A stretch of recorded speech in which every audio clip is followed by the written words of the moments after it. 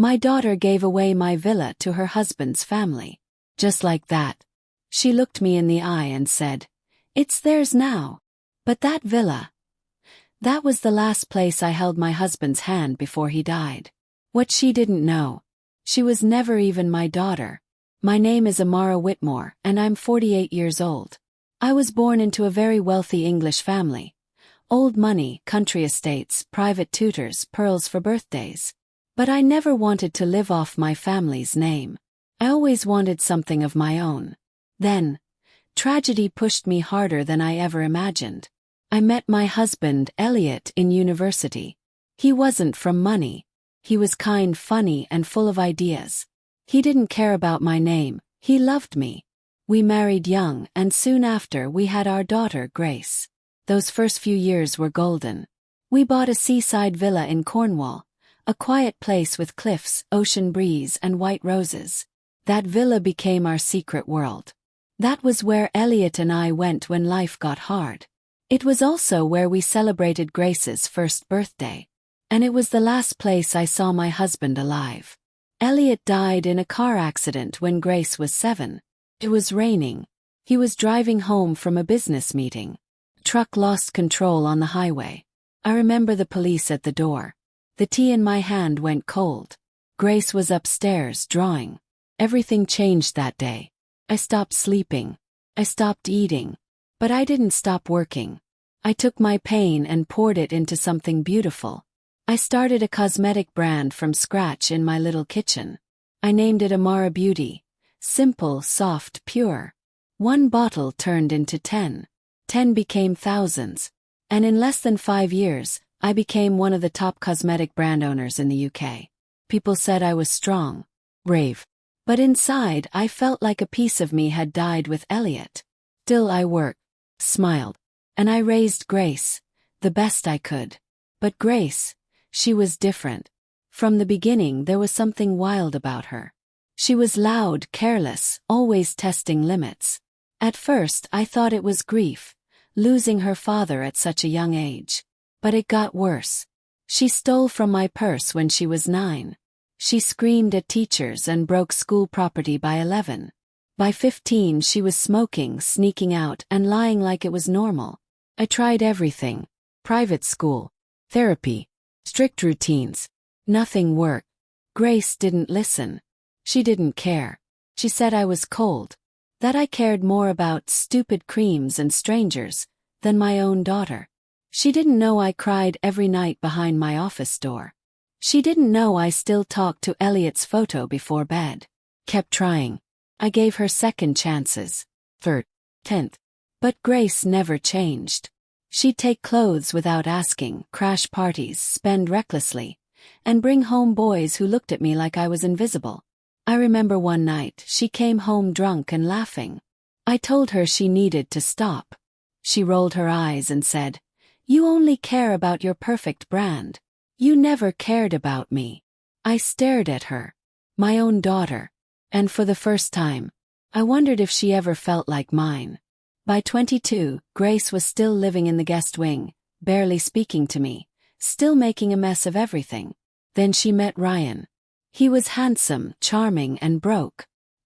He didn't have a job, but he had a loud voice and a perfect smile. Grace fell in love quickly. Too quickly. Within 6 months, she said they were getting married. I asked her, "Do you even know him?" She said, "You don't know love, Mom. You only know control." I bit my tongue. I let her go. Because sometimes, holding tighter only makes things worse. They had a small wedding. I didn't want to go, but I did. For her. I wore blue. I smiled in the photos. And when they kissed, I tried not to feel like I was watching a car crash in slow motion. After the wedding, she asked for access to her trust fund. I refused. She cursed at me and didn't speak to me for weeks. Then, one afternoon I came home from a business trip. Something felt off. The air was too still. The house too quiet. I went to the study. My safe was open. My villa deed was gone. Called my lawyer. And that's when I found out. Grace had transferred ownership of the villa to Ryan's family. She signed the deed. Sold it for nothing. Gave it away like a toy. The lawyer said it was legal. She had forged some documents and used my old power of attorney. I couldn't breathe. Called her. She picked up calm as ever. I asked, "What did you do?" She said, "Relax, Mom. Just a house. They need it more than you. Just a house." That villa was the last place Elliot held my hand. The last place we laughed together. It was my quiet place. My healing place. The only place that still felt like us. She gave it away. And didn't even say sorry. I sat down on the kitchen floor, shaking. And in that moment something inside me broke. Not from sadness. From truth. Grace was never mine. Not really. Not in her eyes. Not in her heart. Soon. I was going to find out she wasn't mine at all. I didn't sleep that night. I just sat on the floor, holding the photo of Elliot. The light from the window made the frame shine. It was the photo we took at the villa on our last summer there. He was smiling, wind in his brown hair. His arm wrapped around me. We looked happy. We were happy. And now the place we called ours was gone. Given away. Like it was nothing. Grace didn't understand. Or maybe she didn't care. I stared at my phone, reading her message again. "It's just a house. They need it more than you." Those words, they kept playing in my head like a bad song. I thought about when Elliot and I first found that villa. It was quiet, sitting on a cliff, with white roses growing around the gates. We had no plans to buy anything. We just wanted a weekend away. But the moment we saw it, we knew. It wasn't a house. It was a home. We raised Grace there for years. We held birthday parties there, planted trees, danced on the porch during summer storms. After Elliot died, I would go there just to breathe. To remember the man I loved. To feel close to him. That villa was the only place that didn't feel loud after he was gone. And Grace took it. The next day I called my lawyer again. "There has to be something you can do," I told him. "She forged your signature, Amara," he said. "But the paperwork was filed weeks ago. It's going to be hard to reverse. We'll try." His voice was calm, but I could hear the hesitation. He wasn't sure we could win. I walked into my makeup studio and sat in front of the big mirror. I didn't even recognize the woman looking back at me. He's tired. Shoulders low. Broken. For years people called me strong. A role model. Boss. But in that moment I just felt small. I had lost Elliot. Now I had lost the only place that made me feel close to him. And my daughter, the one I gave everything to, was the one who did it. I stayed off social media. I stopped answering calls. I even paused production on my new skincare line. The only person I kept seeing was my assistant, Daniel. He had worked with me for over 10 years. He brought tea and tried to cheer me up, but even he could see I wasn't okay. "You're not yourself, Amara," he said gently one day. "I don't know who I am anymore," I whispered. He left a letter on my desk before he went home that day. It was an envelope, cream-colored, with no return address. Inside was a handwritten note. "Dear Mrs. Whitmore, I know this may sound strange, but I think I might be your real daughter. I was raised by a woman who recently passed away, and before she died, she told me I was switched at birth. I've been searching for you. My name is Maya Rivers. Please hear me out." I stared at the letter for a long time. First I thought it was a scam. People had tried all kinds of tricks before. But something about the handwriting, the words, the honesty, it didn't feel fake. I sat up and reread the name. Maya. The name echoed in my head. I didn't know anyone named Maya, but it felt familiar. I opened my laptop and searched her name. She had no social media. But there was a photo attached to the letter. Small one. Like something from a passport. She had green eyes. A heart-shaped face. Brown hair pulled into a soft braid. She looked like Elliot. I called the number she left at the bottom. It rang twice before she answered. "Hello." Her voice was soft. Careful. "Maya?" Yes. "Yes. Is this Mrs. Whitmore?" Could barely speak. "Yes. It's me." We talked for 2 hours. She told me about her childhood. Her quiet mother. How she always felt like she didn't belong. She told me about the nurse who made a mistake the night she was born. The nurse had confessed on her deathbed. My mom kept the truth from me, she said. But before she died, she gave me your name. She told me everything. I was shaking. Can I meet you? She asked. Said yes. That night I didn't sleep again. But it wasn't because I was sad. It was because for the first time in years I felt something. Oh, could it really be true? Could Maya really be mine? I went through old photos from the day Grace was born. And for the first time I noticed something I had ignored back then. The nurse who took her for a checkup came back with a different blanket. I remembered thinking it was strange. But I was tired. I let it go. Now, it haunted me. The next morning I called my doctor. I booked a DNA test for me and Maya. We met in a quiet cafe near the hospital. She was even more beautiful in person. Not because of makeup or clothes, but because of her eyes. Elliot's eyes. She smiled at me like I was someone she had dreamed about. I've been using your skincare since I was 15, she said. I always felt connected to you, but I didn't know why. We took the test together. They said we would get the results in 7 days. And so I waited. 1 week of silence. 1 week of staring at the sea and holding my breath. If she was mine, then who was Grace? The question spun in my mind like a storm. And deep down I already knew the answer. The 7 days felt like 7 years. I couldn't sleep. I couldn't eat. I kept looking at old baby pictures, trying to see something, anything that I had missed. Grace's face as a baby. It didn't match mine. Or Elliot's. Her eyes were dark. Her nose sharper. I used to think maybe she got that from some distant uncle. But now it all felt like clues I ignored. Maya, on the other hand, she had Elliot's smile. My soft voice. Even my nervous habit of touching the tips of her fingers when she thought too hard. Could it really be? The hospital called and said the DNA results were ready. I asked Daniel to come with me. I didn't want to go alone. My hands shook as I held the envelope. I opened it slowly, afraid to breathe. Then I saw the words. Probability of maternity. 99.98%. Amara Whitmore is the biological mother of Maya Rivers. The paper slipped out of my hand. I didn't cry. I didn't scream. I just sat there frozen. Like my body had stopped working and only my heart was moving. And it was moving fast. Maya was my daughter. My real daughter. Which meant Grace wasn't. All those years. All that pain. All those times I blamed myself. Thinking maybe I was a bad mother. It wasn't me. It was never me. I stood up slowly. Felt dizzy. Daniel held my arm. Amara, are you okay? He nodded. But I wasn't okay. I was angry. So angry. Not at Maya.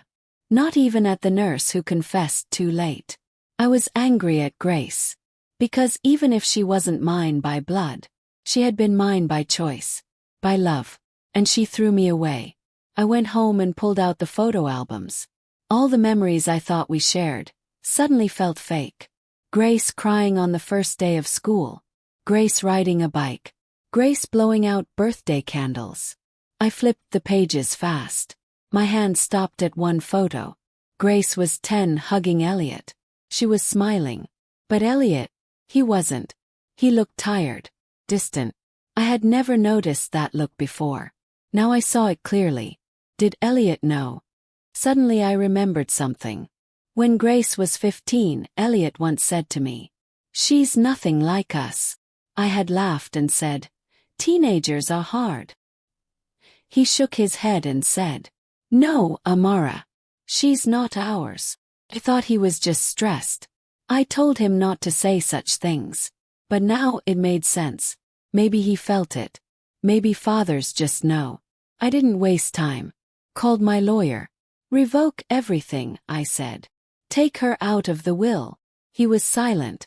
"You're sure?" he asked. "She gave away my home," I said. "She gave away the last thing I had of Elliot. And she's not even my child." That week I went to the courthouse. We began the process of reversing the villa transfer. My lawyer filed claims for forgery, fraud, and property theft. Grace's documents were weak. She had used old permissions from years ago and forged signatures to make it seem valid. But now she was caught. She didn't even see it coming. I texted her only one sentence. "Meet me at my office. Now." She came, wearing designer boots and a fake smile. She walked in like she owned the place. "Let me guess," she said, sitting down. "You're mad about the stupid villa?"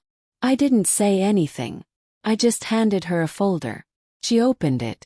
Her eyes scanned the page. Her smirk faded. "What is this?" "DNA results," I said quietly. "You're not mine." She laughed, but her voice cracked. "What kind of sick joke is this?" "It's not a joke, Grace," I said. "You were switched at birth. The real child I gave birth to, her name is Maya. And she found me." Grace stood up suddenly. "This is crazy. I'm your daughter. You raised me." "I did," I said, standing too. "And you broke me." She screamed. "So what now? You're just gonna throw me away?" I looked her in the eye. "You threw me away first." She stormed out, slamming the door. And I felt nothing. Not guilt. Not sadness. Not even anger anymore. Just silence. Maya and I met again that weekend. She brought a bouquet of white roses, the kind that used to grow at the villa. "I know these were your favorite," she said softly. I hugged her tightly. It felt like hugging something I had been missing for 25 years. I told her everything. About Grace. About Elliot. About the villa. She listened without judging. Her eyes teared up. "Can we go there?" she asked. He nodded. And for the first time in years, I wanted to. The next week, we visited the villa together. It was still under Ryan's family's name, for now. But the court case was moving fast. The judge had already issued a freeze on all activities there. No one could live in it. No one could touch it. We walked through the front gates. The white roses were overgrown but still there. The sea was calm. The porch creaked under our feet. Maya held my hand. "Tell me everything about him," she whispered. "About my dad." And I did. Every word. Every smile. Every memory. It felt like pouring sunshine into a room that had been dark for too long. But just when I thought things were settling, Grace came back. Maya and I were sitting on the old white porch of my house. Her soft brown hair danced in the wind, and for a moment the world was still. I looked at her and saw everything I had missed for 25 years. That was when the message came. Text. From her. "Grace. Mom, I was stupid. I didn't know what I was doing. Can we talk? Please. I want to come back home." I stared at it. My hands didn't even shake. There was no pain this time. No confusion. Only calm. Grace, the girl I raised, who had spat in my face, who had stolen from me, who mocked the memory of my husband. Now she wanted to return. "Well." I typed one line. "This is not your home anymore." And I meant every word. She tried more messages. Else. Even showed up at the Amara Beauty headquarters, crying at the reception. But I didn't see her. 'Cause I was done. Weeks later, the court date finally arrived. I stood in that courtroom beside my legal team and Maya. Maya. The real daughter who should have been in my arms 25 years ago.